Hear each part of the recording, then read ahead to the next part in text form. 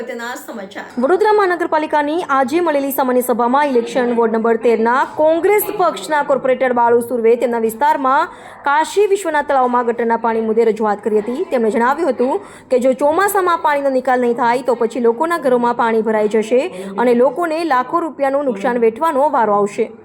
આ સાથે તેમણે કાશી વિશ્વનાથ અને લાલબાગ તળાવના પાણીના નિકાલ માટે વિવાદિત વિચારધારા આડેદરા દ્વારા યોગ્ય કામગીરી ન કરવામાં આવતી હોવાના ગંભીર આક્ષેપો કર્યા હતા અને તે મામલે તપાસની પણ માંગ કરી હતી। આ સાથે શિયાબાગ અર્બન હેલ્થ સેન્ટર પણ યોગ્ય સ્થળે વહેલા શરૂ કરવાની સાથે ડ્રેનેજની સફાઈ મુદ્દે પણ તંત્રનું ધ્યાન દોર્યું હતું। આજે સામાન્ય સભામાં અમે એ જ રજૂઆત કરી કે અમારા વિસ્તારમાં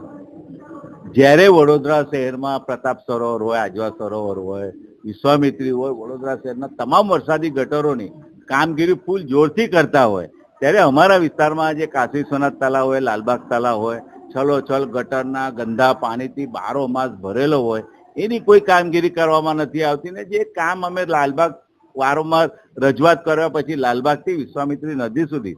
1200ના મોટા ભૂંગળા નાખીને પાણીનું નિકાલ થાય એના લીધે કામ મંજૂર કરવામાં આવ્યું।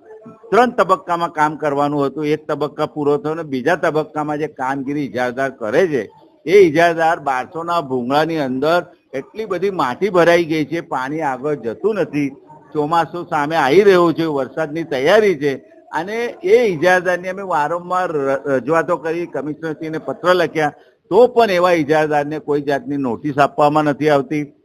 ગઈ વખત તો રાજમહલ કમ્પાઉન્ડમાંથી